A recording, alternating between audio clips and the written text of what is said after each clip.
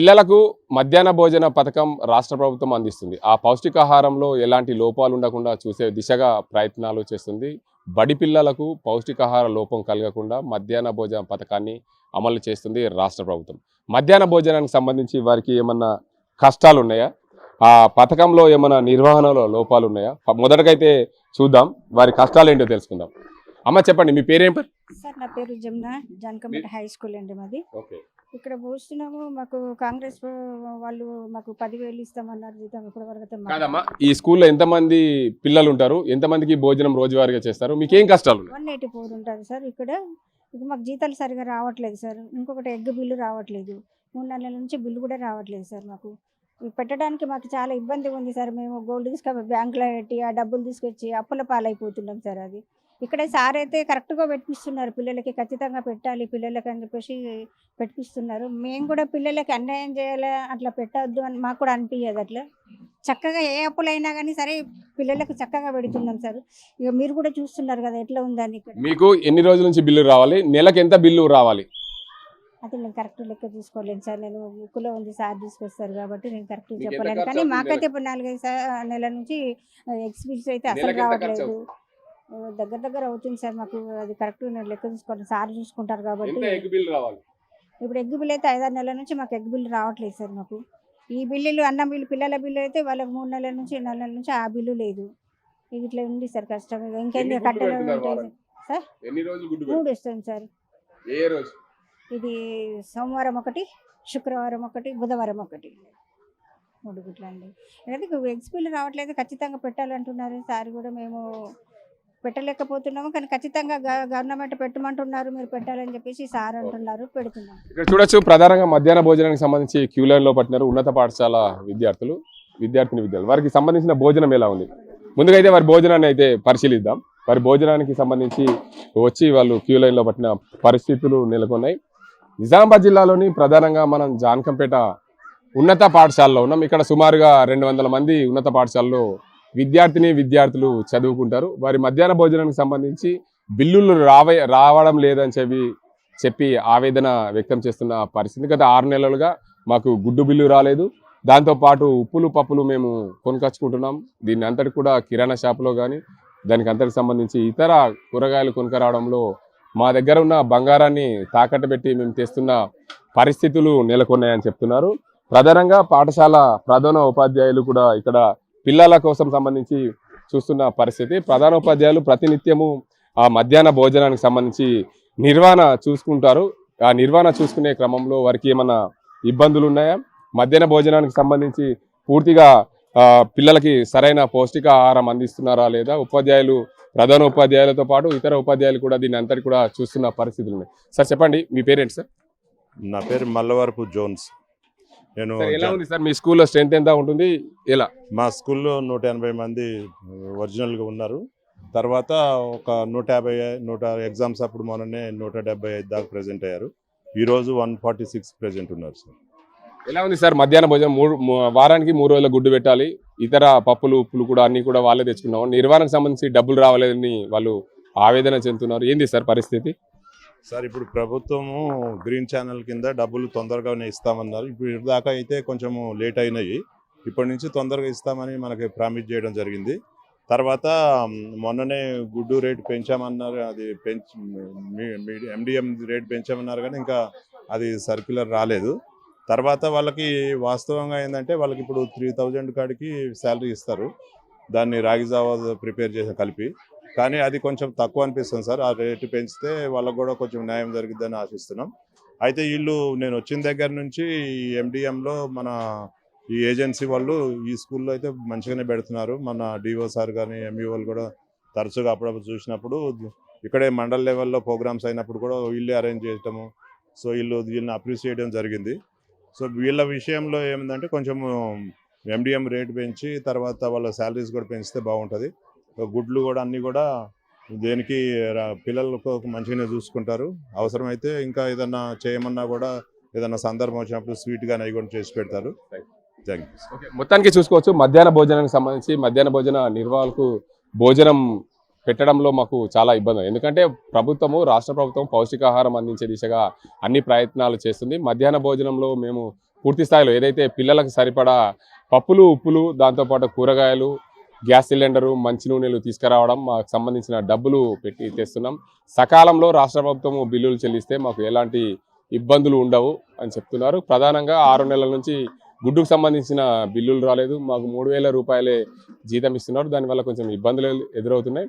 రాష్ట్ర ప్రభుత్వము మధ్యాహ్న భోజన నిర్వాహకులకు సంబంధించి కొంచెం అధికంగా డబ్బులు చెల్లిస్తే బాగుంటుంది. సకాలంలో బిల్లులు చెల్లిస్తే మధ్యాహ్న భోజనానికి సంబంధించి పౌష్టికాహారము సరిగా సకాలంలో అందించే దిశగా మా వంతు ప్రయత్నాలు చేస్తామని చెప్పి మధ్యాహ్న నిర్వాహకులు చెప్తున్నాం. మరోవైపు ప్రభుత్వ పాఠశాలకు సంబంధించిన ప్రధానోపాధ్యాయులు చెప్పేదంటే మధ్యాహ్న భోజన నిర్వాహకులకు కొంచెం అధికంగా ఏదైతే 3,000 కాకుండా కొంచెం అధికంగా డబ్బులు ఇస్తే బాగుంటుంది, వారికి ఇబ్బందులు కాకుండా ఉంటాయి. మరోవైపు గుడ్డుకు సంబంధించిన బిల్లులు అధికంగా పెంచింది. ఎందుకంటే మార్కెట్లో గుడ్డు కొనాలంటే 7 రూపాయల నుంచి 10 రూపాయల వరకు గుడ్డు ఉంటుంది. కాబట్టి దానికి సంబంధించి రాష్ట్ర ప్రభుత్వం ఇచ్చేది 6 రూపాయలే కనుక ఖచ్చితంగా కొంచెం ఇబ్బందులు ఎదురవుతాయి. దానికి సంబంధించి ప్రభుత్వం కూడా ఆ వైపు కూడా ఆలోచిస్తే బాగుంటుందని చెప్పి పాఠశాల ప్రధానోపాధ్యాయులు కూడా చెప్తున్న పరిస్థితులు ఇవి. ఇది ఇక్కడ పరిస్థితి. తెలంగాణ రాష్ట్రంలో బడి పిల్లలకు పౌష్టికాహారం అందించే దిశగా మధ్యాహ్న భోజన కార్యక్రమం కొనసాగుతుంది. ఆ మధ్యాహ్న భోజన కార్యక్రమంలో పిల్లలకు ఎలాంటి భోజన సౌకర్యాలు ఉన్నాయి, మధ్యాహ్న భోజన కార్మికుల కష్టాలు ఏంటి, వారికి సరైన సమయంలో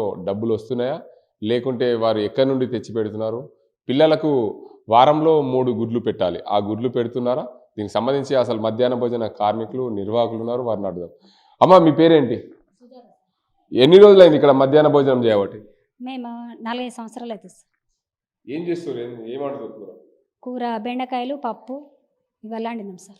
రోజు ఏమేమి చేస్తారు? పప్పు కూరగాయలు వేస్తాం సార్. పప్పులో రోజు పప్పులే. ఏమేమి పెడతారు?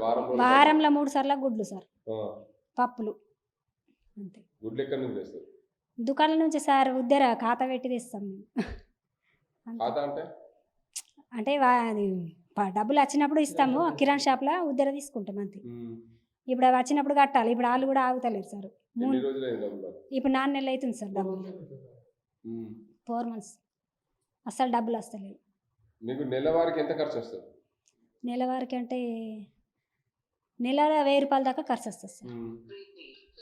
తర్వాత ఇప్పుడు కూరగాయలు అయితే ఇంకా నెట్టు మార్కెట్లో కొనుక్కొచ్చుకోవాలి.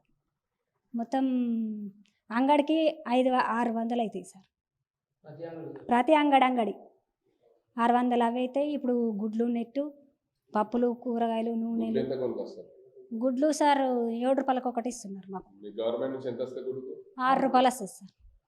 మాది సిలిండర్ మాదే, అన్నీ నింపుకోవాలి సార్. 6,000 దాకా బిల్ అవుతుంది అంతే. ఆ బిల్లు కూడా వచ్చింది లేదు. ఇస్తలేరు సిలిండర్ డబ్బులు, ఎప్పుడే రావు సార్.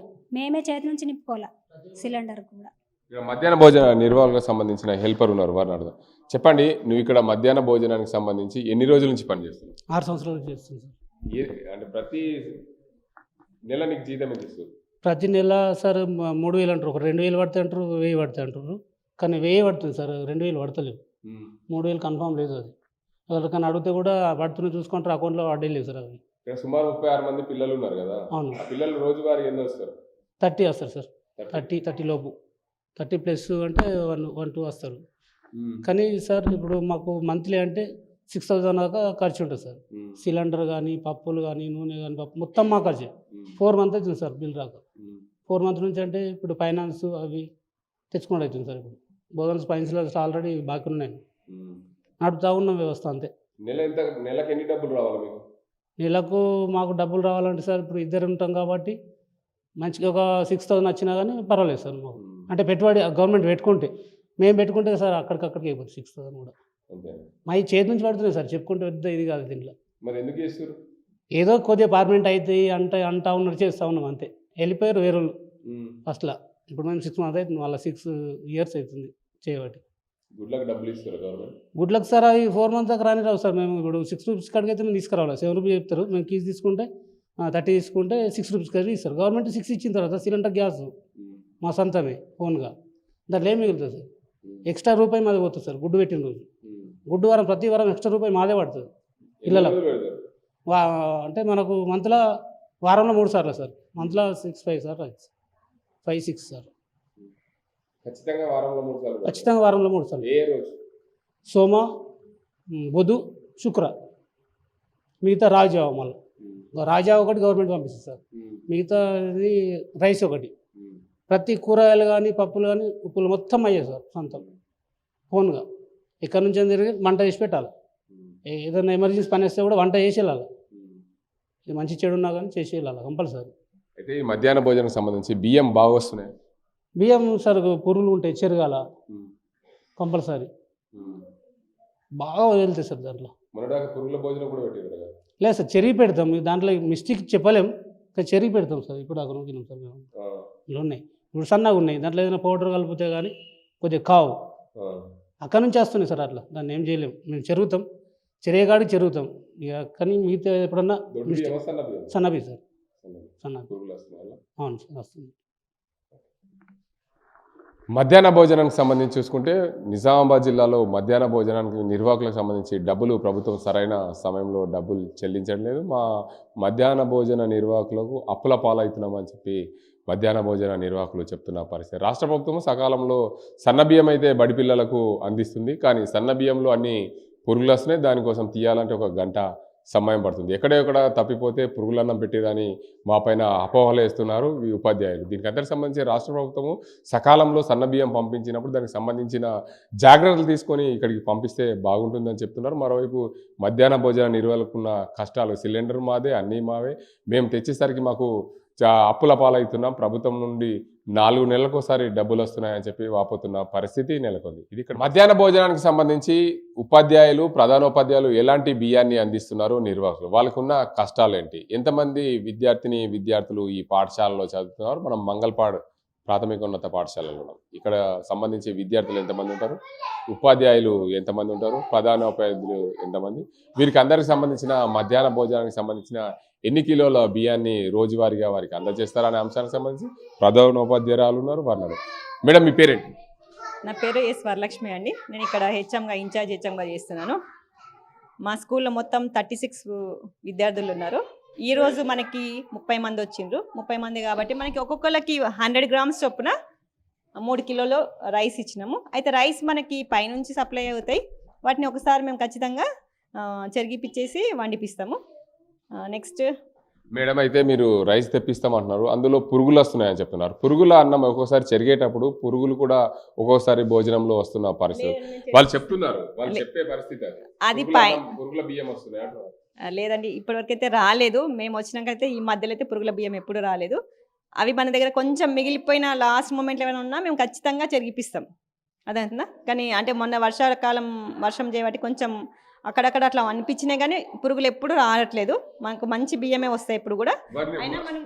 వారి నిర్వాహకులకు సంబంధించి వారికి సరైన సమయంలో డబ్బులు రావడం లేదని చెప్పి ఆరోపణలు చేస్తున్నారు. మీరేమన్నా డబ్బుల విషయం కానీ పైకి ఏమన్నా చెప్తున్నారా? వారికి ఇబ్బందులు అవుతున్నాయి, వారికి ఎలా కష్టాలు నెట్టుకొస్తున్నారు, వాళ్ళ పరిస్థితులు ఏంటి?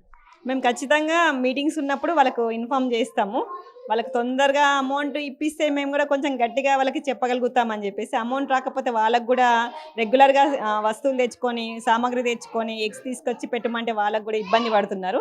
కాబట్టి గవర్నమెంట్ నుంచి అమౌంట్ తొందరగా శాంక్షన్ అయితే బాగుంటుంది, వాళ్ళకి నిర్వాహకులకు కూడా మాకు కూడా. మేడం, ప్రధానంగా వీరు మధ్యాహ్న భోజన నిర్వహణకు సంబంధించి మెనూ ఎలా ఉంది? మెనూ అంటే ఇప్పుడు మనకి వీక్లో 3 days ఖచ్చితంగా ఎగ్, 3 days రాగి జావా కూడా మనకి పైనుంచి సప్లై అవుతుంది. మనకి ఖచ్చితంగా పప్పు, దాంట్లో కూరగాయలు వాడతాం. 3 రోజులు గుడ్డు పెడుతున్నారా ఖచ్చితంగా? అంటే వాళ్ళు ఏమంటున్నారంటే గుడ్డు కొనుక రావడానికి మాకు చాలా ఇబ్బందులు అవుతున్నాయి, 3 రోజుల పాటు గుడ్డు పెట్టాలంటే మాకు కష్టం అవుతుంది, ప్రభుత్వం నుండి డబ్బులు సరైన సమయంలో రావడం లేదు. వాళ్ళు నిజంగానే 3 రోజులు గుడ్డు పెడుతున్నారండి? 3 రోజులు గుడ్డు పెడుతున్నారు. 3 రోజులు రాగి జావా. ఈరోజు సోమవారము, బుధవారం, శుక్రవారం గుడ్డు పెడతారు. మిగతా 3 రోజులు మనకి రాగి జావా. ఈరోజు రాగి జావా కాబట్టి మనకు రాగి జావా సప్లై చేసిండ్రు. ఇప్పుడు నిర్వాహకులు అయితే సరైన సమయంలో డబ్బులు రావట్లేదు అంటారా? అదైతే రావట్లేదు. మాకు ఈరోజే మెసేజ్ వచ్చింది, గత 3 months నుంచి పెండింగ్ బిల్స్ నిన్న వచ్చినాయని చెప్పేసి. మొత్తానికి చూడొచ్చు, మధ్యాహ్న భోజన నిర్వాహకులు ఉన్న కష్టాలు అంతా ఇంత కావు. గత కొన్ని రోజులుగా మధ్యాహ్న భోజన నిర్వాహకులు డబ్బులు సరిగా రాక ఇబ్బందులు పడుతున్న పరిస్థితి. ఈరోజే మాకు ప్రధానోపాధ్యాయులకు మాకు మెసేజ్ వచ్చింది, 3 రోజుల బిల్లులు ఈరోజు పడతాయని చెప్పి మాకు మెసేజ్ రావడం మాకు ఆనందదాయకం. కానీ మధ్యాహ్న భోజనానికి సంబంధించి రాష్ట్ర ప్రభుత్వము సన్నబియ్యం సరఫరా చేస్తుంది, దాంతోపాటు రాగి జావా కూడా సరఫరా చేస్తుంది. దీని తర్వాత కూడా వారికి ఉన్న కష్టాలంటే సిలిండర్ తేవాలి, కూరగాయలు తేవాలి, నూనెలు తేవాలి, ఉప్పులు తేవాలి, పప్పులు తేవాలి. దీనికి అంతటికి సంబంధించి కోడిగుడ్డు కూడా మేమే కొనుక్కరావాలి. దీనివల్ల తడిసి మోపెడవుతుంది, భారం అధికమవుతుంది, అప్పుల పాలవుతామని నిర్వాహకులు చెప్తున్న పరిస్థితి ఇది. ఇది ఇక్కడ పరిస్థితి. కర్మ సాజింతో గంగారెడ్డి, RTV నిజాం. చరిత్ర సృష్టించినోడు ఇప్పుడు ఆ చరిత్రని తిరగరాయబోతున్నాడు. అబద్ధాల గోడల్ని బద్దలు కొట్టి నిజాలను రాగా మీ ముందుంచబోతున్నాడు. నిజమైన వార్తల కోసం వెంటనే డౌన్లోడ్ చేసుకోండి రా యాప్ని.